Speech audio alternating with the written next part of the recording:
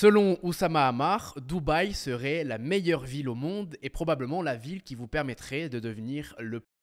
Bref, en gros, selon Oussama Ammar, si vous n'êtes pas forcément à Dubaï, vous n'êtes pas au bon endroit aujourd'hui. En vivant à Dubaï, on a toujours l'impression que l'impossible devient possible. Et dans cette vidéo, je vais réagir à tous ces arguments qui lui font dire ce genre de choses, sachant que de base, je suis régulièrement d'accord avec ce qu'il dit, mais là je pense que ça va être compliqué, étant donné que j'ai un point de vue un petit peu différent que tous les entrepreneurs sur Dubaï. J'y ai été 5 fois, dont 2 fois où je me suis dit que j'allais rester y vivre, donc j'y ai donné sa chance. Et pourtant, j'ai jamais été convaincu. Donc j'ai hâte de voir tous ces arguments. Le but aussi, en réagissant à cette vidéo, c'est que vous puissiez avoir le point de vue d'une personne qui a déjà été, qui connaît beaucoup de monde là-bas, et que vous puissiez vous faire votre propre point de vue sur cette fameuse ville qui divise énormément. Des personnes l'adorent, des personnes la détestent. Cette vidéo va en énerver plus d'un. Je le sais déjà. Sûr. Mais bon, comme on a dit qu'on était dans la tête d'Oussama Ammar, eh ben, je vais vous faire rentrer dans ma tête, même dans les endroits où je sais que ça va m'attirer des emmerdes. Oussama aime bien quand même se mettre dans des chemins assez, on va dire, difficiles, sur lesquels, bien évidemment, il va se faire attendre en retour. Parce qu'en effet, je pense qu'il y a beaucoup de haters sur Dubaï. Et d'ailleurs, sur Oussama, chose que je comprends pas forcément. En parlant de ce sujet-là, ça va faire parler. Et aujourd'hui, je veux parler d'une décision que j'ai prise il y a bientôt 2 ans, qui est celle d'aller vivre à Dubaï. Alors, pour tous mes gentils haters en commentaire, je n'ai pas décidé d'aller vivre à Dubaï pour échapper à la justice française. Non, cette rumeur est fausse. D'ailleurs, je suis en train de tourner cette vidéo en France. Je n'ai pas été arrêté à l'aéroport, je n'ai pas été convoqué par la police et je n'ai aujourd'hui, à ce jour, aucun des problèmes que vous m'attribuez. La rumeur qui voudrait qu'on aille à Dubaï parce qu'on est contraint et forcé est fausse. D'ailleurs, Dubaï souffre d'énormes injustices d'image. On le présente comme un endroit bling-bling où travaillent des esclaves, où finalement la vie est ce qu'elle est et que ce serait un ramassis de truands, de bandits, de je sais pas quoi. Et que nous, Français, nous allons là-bas pour nous cacher, mais que quand on est malade, on ne rêve que d'une chose, c'est de venir se soigner avec la sécurité sociale française. Bon, alors là, il y a beaucoup de choses à dire. Premièrement, tout le monde pense que quand tu t'expatries dans un pays, tu reviens pour te faire soigner gratuitement en France. C'est pas vrai. Je connais aucune personne qui s'est expatriée, qui revient se faire soigner en France. La santé est très bien ailleurs dans les autres pays. Et même si elle est payante, il faut savoir que même en France, la santé est payante. Du moment que tu n'as absolument rien de spécial sur ta santé, alors là, c'est gratuit, les généralistes, etc.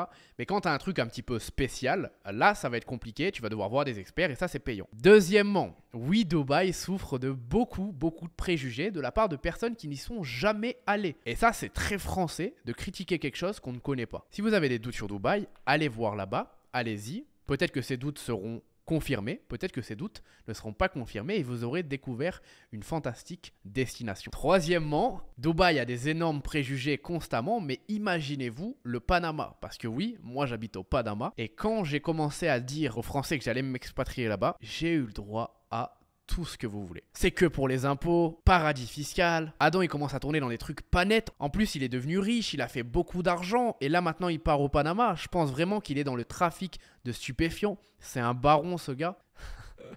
Tellement de préjugés. Donc, croyez-moi, Panama a beaucoup plus de préjugés que Dubaï. Évidemment, ce discours est tenu par les gens qui n'ont jamais été à Dubaï. Et de mon expérience, et j'en sais quelque chose parce que j'ai fait partie de cette école. Je vous comprends, vous, haters de Dubaï.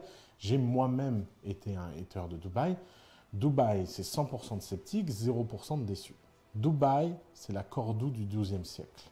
C'est un pays arabe, éclairé, dans lequel l'islam et les autres religions vivent en harmonie. Ça fait du bien de vivre dans un pays où les gens peuvent exprimer leur religion librement, même lorsqu'ils ne sont pas religieux, et qu'ils peuvent vivre en harmonie et en paix sans avoir besoin de la ramener tous les matins sur des sujets qui n'intéressent pas vraiment les gens au fond, mais qui alimentent en permanence le débat en France d'une petite frange de la population qui est obsédée par des sujets comme le voile, le burkini ou je sais pas quoi.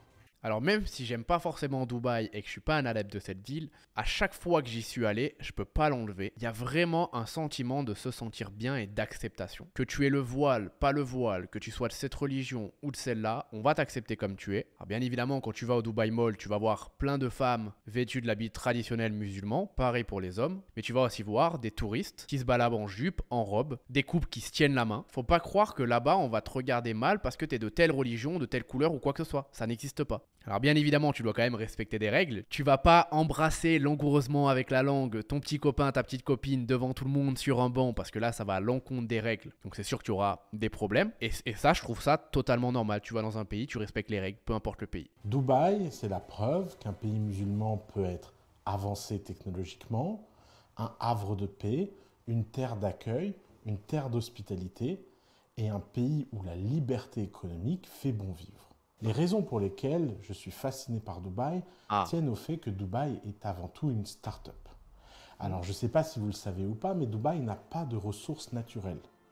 Dubaï est un pays qui ne vit que de son économie. Alors là, par contre, juste ce passage, si vraiment, essayez de faire ça. Vous fermez les yeux, vous écoutez le passage de Oussama, sa voix, qui est très apaisante. Vous avez l'impression d'être sur un documentaire Netflix vous présentant la ville de Dubaï. Voilà, petit aparté. Il y a un petit peu de gaz, mais ça ne représente pas grand-chose niveau revenu.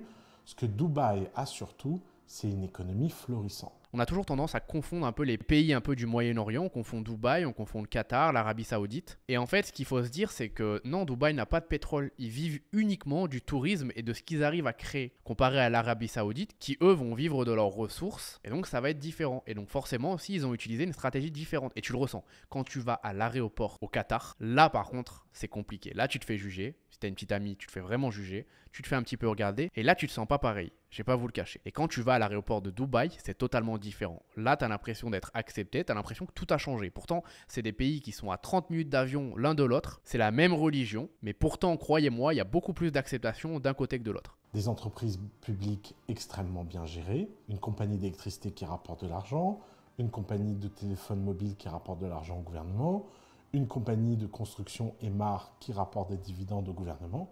Et toutes ces entreprises ont été bâties pour accompagner le développement économique de Dubaï. L'émir de Dubaï est sans doute l'un des entrepreneurs les plus sous-cotés du monde. Il a les caractéristiques d'un Elon Musk, il a la ferveur d'un Mark Zuckerberg et il a la vision stratégique d'un Bill Gates. Il a une devise qui est que l'avenir appartient à ceux qui sont capables d'imaginer, mais surtout ceux qui peuvent exécuter. C'est une devise qui aurait pu être sur un mur de The Family. Faut comprendre que ce gars, c'est le créateur de Dubaï. Avant sa vision, c'était un désert. Et il s'est dit qu'un jour, ça deviendrait une des villes les plus impressionnantes du monde où tout le monde aurait envie d'y aller. Il faut quand même un niveau de motivation, de détermination et de rêve que très peu de personnes sur Terre peuvent avoir. On ne peut pas l'enlever. Et le pire, c'est que ce rêve, cette vision est devenue réalité, qu'il a réussi à créer tout ce qu'il avait dans la tête et sûrement même encore plus. Et je pense vraiment que cette personne nous montre qu'absolument tout est possible dans la vie. La seule chose aujourd'hui qui vous empêche de réaliser vos rêves, c'est vous et cette fameuse voix que vous avez dans la tête qui vous dit que vous n'êtes pas assez bon, vous y arriverez jamais, que c'est pas possible, bla bla bla. Donc quand on voit des personnes réussir à créer des villes, des pays de zéro, est-ce que vous pensez que vous, qui êtes derrière la caméra, vous avez le potentiel de pouvoir créer un business, un projet, de décrocher le job de votre rêve, etc. Ça remet un peu les pendules à l'heure. J'ai découvert à Dubaï une culture de la famille royale extrêmement proche de mes valeurs.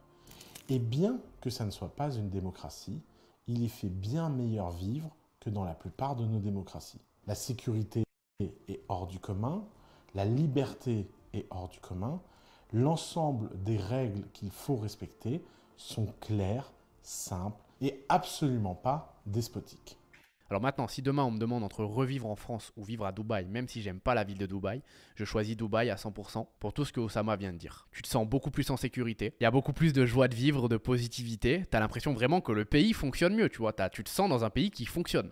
En France, tu te sens pas dans un pays qui fonctionne aujourd'hui. Et ça, je peux pas l'enlever. Alors depuis tout à l'heure, tu te dis peut-être que je fais que de donner des points à Dubaï, etc. Crois-moi, je sais pas si on va y arriver en fonction de ce qu'il dit, mais j'ai aussi énormément de désavantages à dire. Dubaï, c'est aussi une zone stratégique. C'est un pays qui est ami avec toutes les zones du monde et c'est un pays qui est au centre du monde. Quand vous êtes comme moi, un nomade qui aimait voyager, aller partout au monde, être à Dubaï avec la meilleure compagnie Ah, attendez quand même, là. Félicitations quand même, on le dit pas assez parce que je sais que Oussama s'est beaucoup fait critiquer sur son poids et cetera, mais regardez cette photo. Regardez là Réagir, aller partout au monde. et regardez là. Il a énormément maigri et beaucoup de personnes sont capables de critiquer, mais combien sont capables de féliciter? C'est ça le problème en fait des gens. Ça n'a rien à voir avec Dubaï, parce que honnêtement, je pense que ça méritait d'être souligné. C'est pas facile de perdre du poids aujourd'hui. Oussama l'avait dit dans une vidéo, il travaille justement sur cet objectif en ce moment, donc force à lui. La meilleure compagnie d'aviation du monde et être au centre d'un hub, c'est hors du commun. De plus, la qualité de vie est extraordinaire, les restaurants sont fantastiques, les gens sont beaux, heureux et de bonne humeur. Alors là, voilà, on arrive sur les points où je suis pas d'accord. Oui, la nourriture à Dubaï est incroyable, mais à quel prix? C'est pas parce que t'as de l'argent que tu dois te ruiner, on est d'accord. La dernière fois, je suis littéralement allé faire un resto, tout ce qu'il y avait de plus normal, avec un ami, sa copine, la mienne et moi, donc on était 4. On a eu pour 1500 euros. Attention, hein, on n'a rien mangé d'exceptionnel, on a juste fait un dîner normal, 1500 euros. Il y a plein de restos qui sont moins chers à Dubaï, pas toujours ce prix-là, mais globalement, la vie est extrêmement chère. Les restaurants, les appartements, le loyer, les forfaits téléphoniques, je crois que c'est quelque chose comme 100 euros, un truc du genre. Tout est très cher, sans pour autant avoir, selon moi, un service exceptionnel. Il y a un bon service, mais ce n'est pas un service exceptionnel. Deuxième point, je ne trouve pas qu'à Dubaï, les gens sont souriants. Mais alors, pas du tout. C'est simple, quand j'y suis allé, on a été choqués. Moi, tous mes amis, toutes les personnes qui étaient présentes. À quel point, au contraire, les gens étaient assez fermés, pas forcément souriants. Je vous parle par exemple des gens de nos tours, les personnes qui sont à la réception, et je te donne pas le cas sur une seule tour, hein. Je te donne l'exemple avec 4-5 tours différentes. Fallait qu'on se batte pour que la personne qui était là-bas nous dise bonjour ou nous fasse un sourire, mais réellement il n'y avait aucun sourire de décroché. Pareil dans les Uber, pas forcément si gentil que ça, pas très accueillant. Et même quand tu te balades dans le mall, tu vois pas les gens sourire et être si heureux que ça. Donc sur ça, ça m'a pas frappé dans le sens positif, au contraire, ça m'a frappé dans le sens négatif et j'ai voyagé partout dans le monde. Bali, Thaïlande, Brésil, Paraguay, Maroc, où là par exemple c'est différent selon moi, Colombie, Panama, Mexique. Et par exemple, les pays comme le Panama où j'habite, qui sont des pays latinos, ici c'est le fuego. Donc ici tu vois vraiment les gens accueillants, ça danse, c'est super heureux. Nous je vous jure qu'on n'a pas l'habitude de voir ça en Europe et à Dubaï c'est pareil. Donc sur ces points-là, je suis pas d'accord. Ça fait du bien de sortir d'un environnement morose où tout le monde est pessimiste. D'ailleurs, Par contre, quand tu vas à Paris ou bien en France, c'est bien pire. Donc sur ça, je peux pas l'enlever. Quand tu as habité comme Oussama à Paris, qu'ensuite tu vas à Dubaï, c'est le jour et la nuit. Quand tu voyages plus loin que Dubaï et que tu habites ailleurs, et bah Dubaï aussi a vraiment ses points faibles. il y a des projets complètement fous à Dubaï. Et cette folie, elle se représente dans le Burj Khalifa, le Burj El Arab, mais elle se représente aussi par une vision économique et sociale. Par exemple, Dubaï a décidé de devenir carbone neutre en 2030 et carbone négatif en 2040, et j'ai eu la chance de rencontrer les responsables de ce projet. Ce qui est complètement fou, c'est qu'on parle de baisser la température, de créer des forêts vierges, de créer de la pluie artificielle et d'insuffler une vision de ce qui est impossible devient possible. Et finalement, Totalement c'est ce sur qui ça. me plaît le plus à Dubaï. C'est que Dubaï, c'était un désert qui a été construit avec tous les excès qu'on connaît. Et aujourd'hui, la prise de conscience écologique à Dubaï s'incarne dans un projet réel pour transformer et changer la façon dont Dubaï est sustainable. Et de ce point de vue-là, Dubaï est extraordinaire parce qu'en vivant à Dubaï, on a toujours l'impression que l'impossible devient possible. Et ce genre de choses se reflète dans notre motivation au quotidien. Alors oui, Alors sur ça, je peux pas l'enlever. Si vous allez à Dubaï pour être inspiré en termes de qu'est-ce qui est possible de faire, vous allez voir des projets de malades et donc ça peut aussi vous donner une motivation. Quand on débute, c'est vrai que cette motivation peut être intéressante et importante. Maintenant, pour moi, elle ne justifie pas le fait de pouvoir rester dans la ville. Je parle attention de mes propres goûts.